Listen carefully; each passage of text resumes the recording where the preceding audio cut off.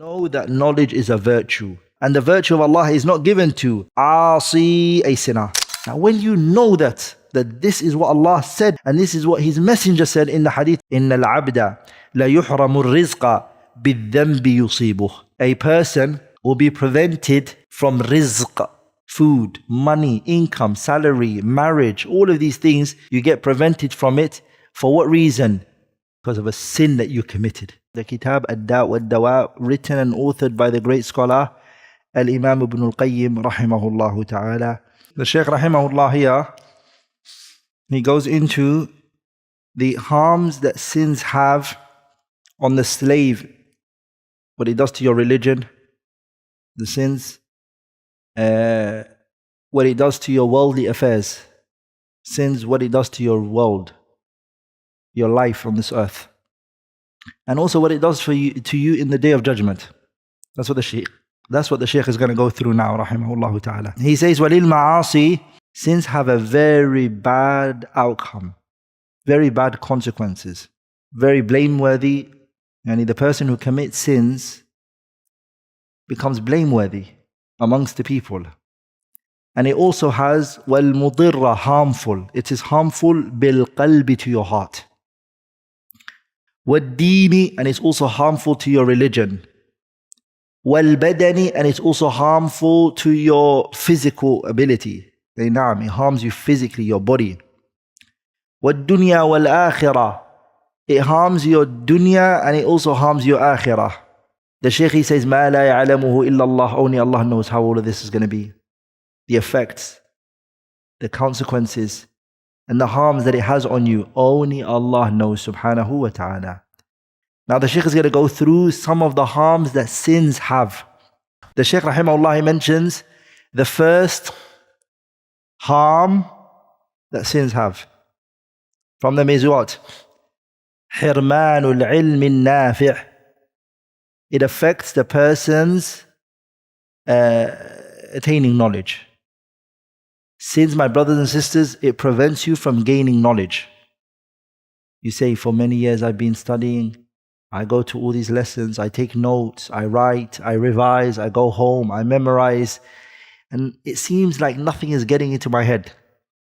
So this is the consequences of sins. Knowledge, beneficial knowledge, is a light inside the heart of the person who's carrying that knowledge. وَالْمَعْصِيَةُ, and sins, تُطْفِئُ ذَلِكَ النُّورِ, it extinguishes that light.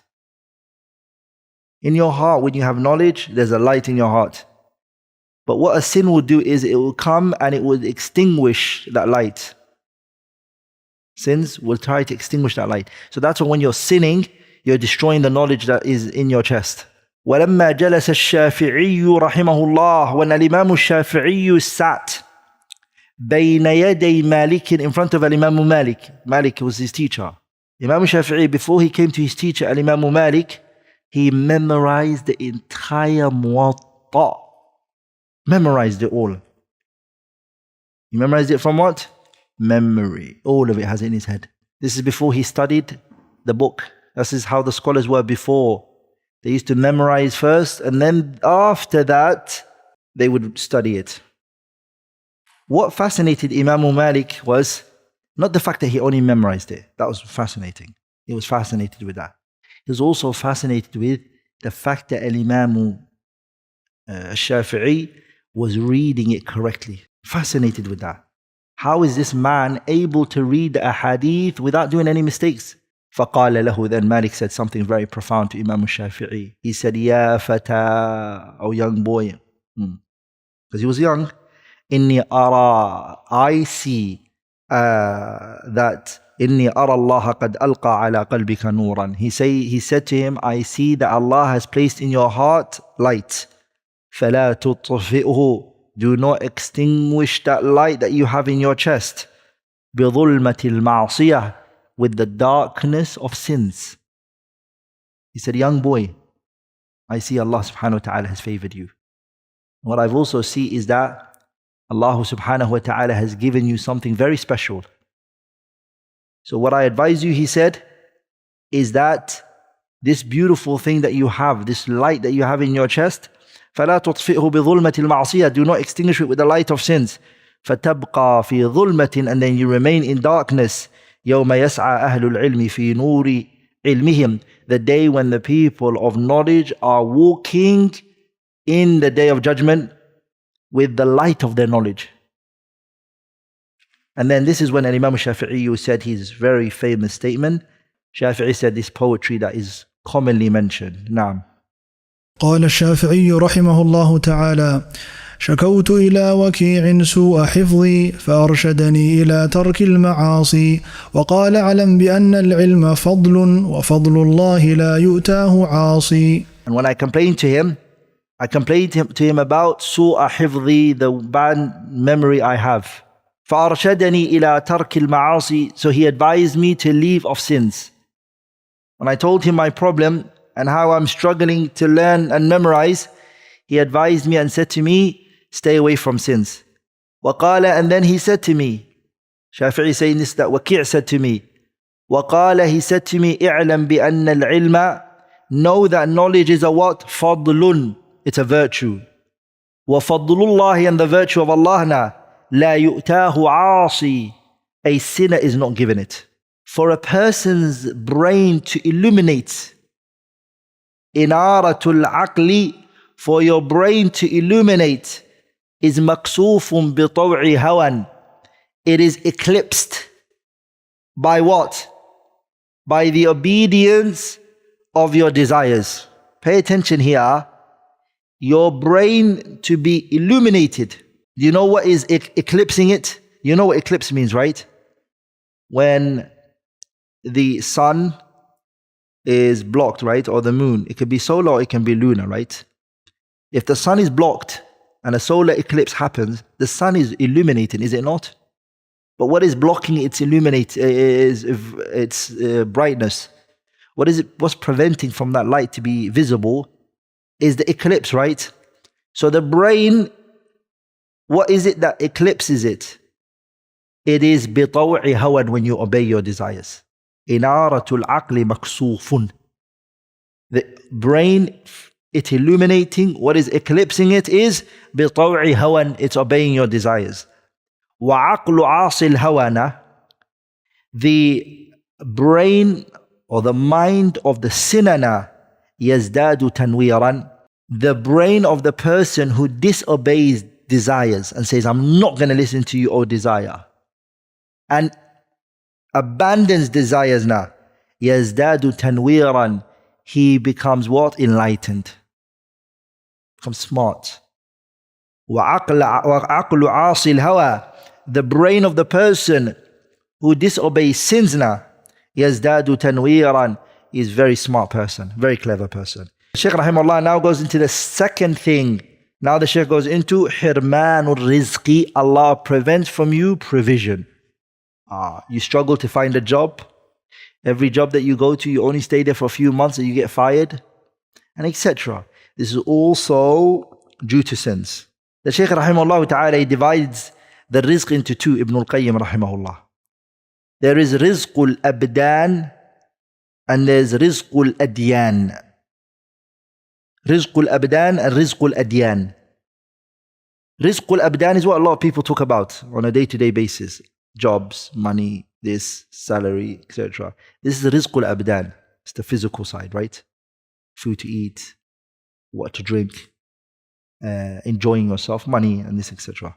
Wa rizqul adyan, and also the rizq of the religion, which is what we mentioned before. Knowledge, you don't get it. Righteous deeds, you struggle. All of these things, you get prevented from it. For what reason?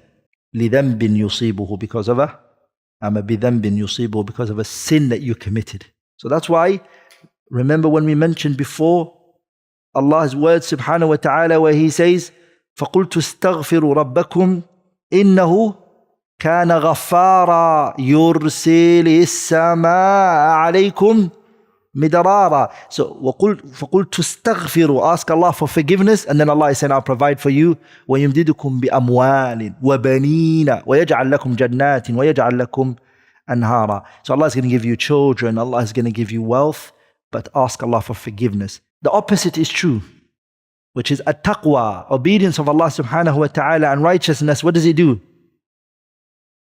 It brings you rizq. Sins gets rid of rizq.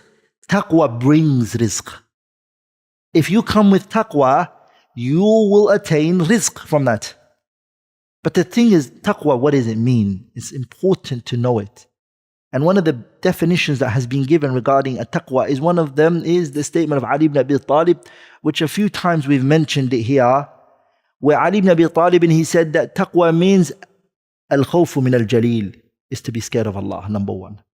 Wal-amalu bit-tanzeel, it's to act upon the Quran and the Sunnah. Wal-rida bil-qaleel, is to be happy with the little Allah gives you. Whatever Allah gives you, alhamdulillah. وَاسْتِعْدَادُ لِيَوْمِ الرَّحِيلِ, and is to prepare for the day of judgment. Those four things is what taqwa means. Anyone who comes with those four things, which is taqwa, what happens? This is majlabatul lirrizqi. Allah will bring provision for you. Atathu dunya. The dunya will come to you. وَهِيَ رَاغِمَةٌ. The dunya is begging for you and you're running away from it. No, I don't want you. The dunya will come at your knees.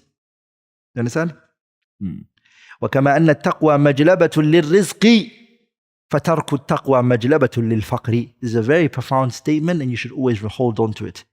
Taqwa brings you rizq, and staying away from taqwa and leaving of taqwa will bring you faqr, poverty, hunger. Anyone who is fearful of Allah subhanahu wa ta'ala and comes with taqwa of Allah tabarak wa ta'ala, وَمَنْ يَتَّقِ اللَّهَ يَجْعَلْ لَهُ مَخْرَجًا. Allah is going to make an opening for you.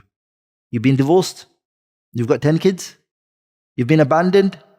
He doesn't want to be part of you and your children's life? If you come with taqwa of Allah, Allah will subhanahu wa ta'ala bring you solution.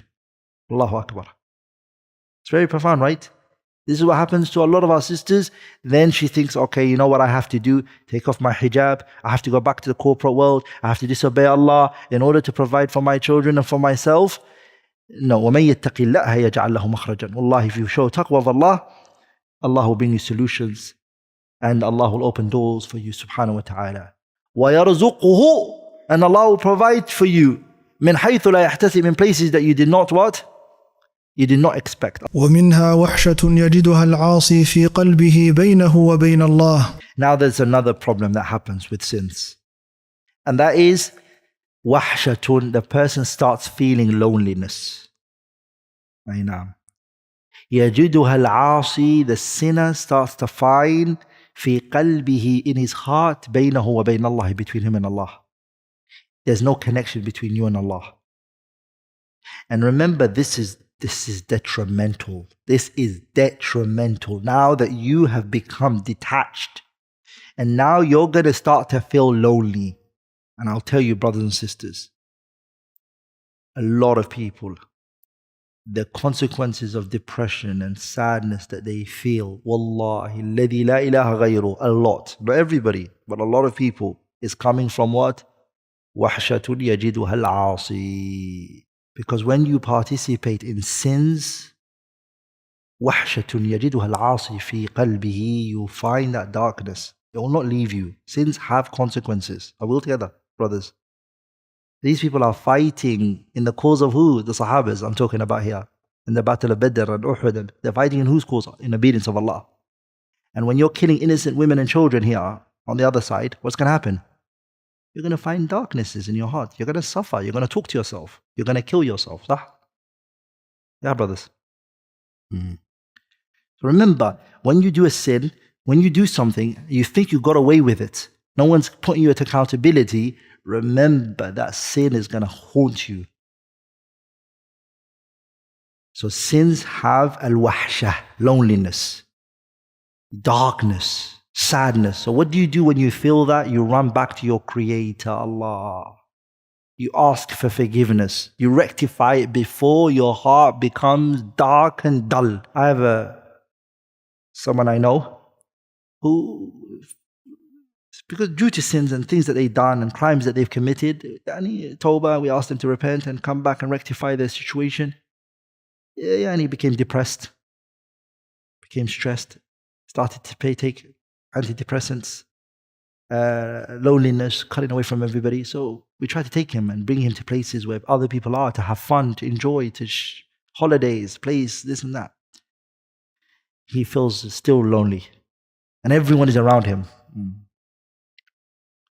So in that gathering was my first time I met him. I said to him, I think I might know the solution to this. I said, ask Allah for forgiveness. Run back to Allah. فَفِرُّوا إِلَى اللَّهِ. Run back to Allah. So you find those people depressed, he's with his family, he's got food, he's got everything. Why are you depressed? Sins have it. Are we not seeing it, brothers and sisters? A lot of youngsters now, not even elders anymore. And you'd normally connect stress and depression to someone who's got so much responsibilities, right? Provide for this and provide for that and give this, and this person wants this from you and this person wants. A lot of people think depression and sadness and stress comes from that. Wallah, it doesn't come from that. The one who has Allah, all of that is like, he wakes up fresh every morning. It's something else. It's the sins, brothers. That's where the stress comes from. That's where the depression comes from. Why were the Salaf saying, when I disobey Allah, I saw the effects of that disobedience and those sins. I saw it in my wife. I saw it in my riding beast. You come and you switch on your car, it's like, it's happening, it's not coming on. Or in the middle of the road, it switches off. Or you have an accident. The Salaf would attribute all of that to their sins. We would say, life is all stressful. Deflecting it rather than contemplating on, where did this all go wrong? What did I do? What was my role in all of this? Self-accountability is missing from us. May Allah forgive us for our sins. Ya Rabbil Alameen. Allah forgive us for our sins. So this feeling of loneliness, brothers, I'm sure that we all feel it when we're sinners, right? When we commit sins. We've all felt it, right? This is due to sins. So what do? Ask Allah for what?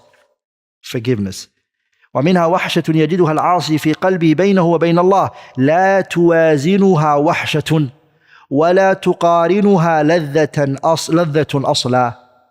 This type of loneliness is detrimental. And every joy that is brought to you now, it doesn't mean anything to you.